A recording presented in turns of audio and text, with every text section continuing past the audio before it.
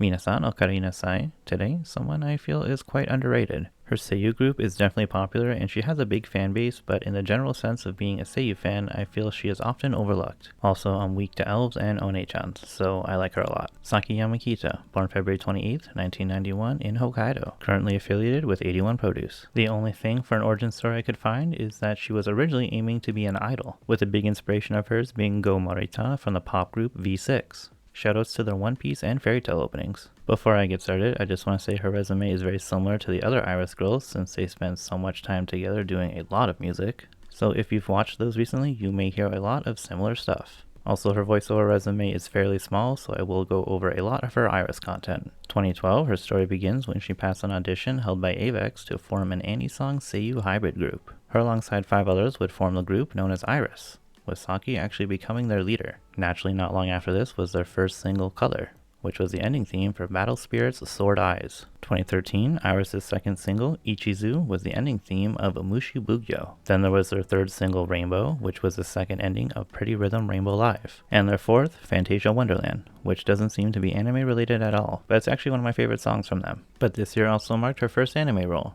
Suruko in Nyaruko Crawling with Love Season 2. 2014 was her big year, with her first and so far only main character, Shion Todo, in Pre-Para, where she also performs live as her.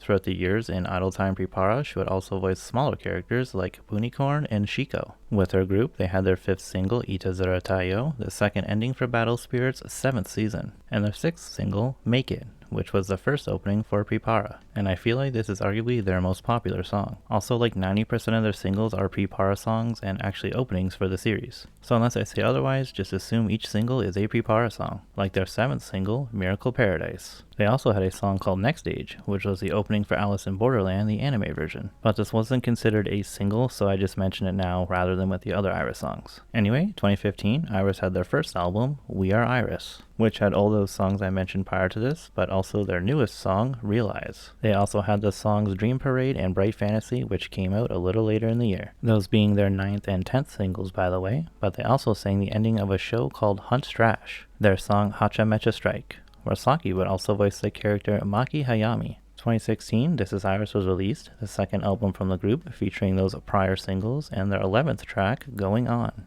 They also had their 12th, Ready Smile, and then their 13th, Recall, this last one being the second opening for Twin Star Exorcist. Finally branching out of Pre-Para. Nice. There was also their 14th song, Growing Jewel, which was actually a Pre-Para ending rather than an opening. Then there was the Pre-Para musical collection coming out this year, and as you can imagine, Iris was heavily featured on this. Aside from all this, she voiced the character Asuto Takagi in Beyblade Burst, hell yeah. And the final thing for this year, at the 10th Seiyuu Awards, she won the Best Musical Award with the other Iris girls. 2017, one new Iris song, Shining Star. She also sang the 11th ending theme of Akiba's Trip with the girls as well, and also being featured in the Akiba's Collection album. But as for their own album, their third, Wonderful Palette, was released. When it comes to anime, she was in a pretty big shonen series, Black Clover, unfortunately voicing a one-off character, Erika Sadate. 2018, the Flower Girls had 2 new songs, Memorial and Changing Point, the latter being the opening for Magical Girl Sight, and she had another fairly big character, even if it is considered a supporting role, that being Debbie Fudo in Kirato Pri-chan, but also Ria Ohashi in Grand Blue, another pretty popular show. 2019, we had 3 more new songs from the girls, Endless Notes, the ending for Grimm's Note the animation, Ultimate Magic, the opening for Wise Man's Grandchild, and Fantastic Illusion, the opening for Magical Senpai. Watch the music video, you will absolutely love it. 2020 was a very slow year for her, just like the rest of us. All she really had going on was Iris' 4th album, Shall We Carnival, featuring 5 of their most recent singles. In 2021, she again didn't have a new role, but for the new Pre-Para series, Watcha Primagi, she actually helped write the lyrics for the second opening. She also launched a campaign to crowdfund her first photo book. However, I never saw anything come from this, so maybe they never reached their goal. Truly, truly unfortunate. Last year of 2022, Iris' song Queen's Bluff was the ending theme for Season 3 of Kakegururi. As for anime, her most recent character, that being Rakshata in Love Live Nijigasaki's 2nd season.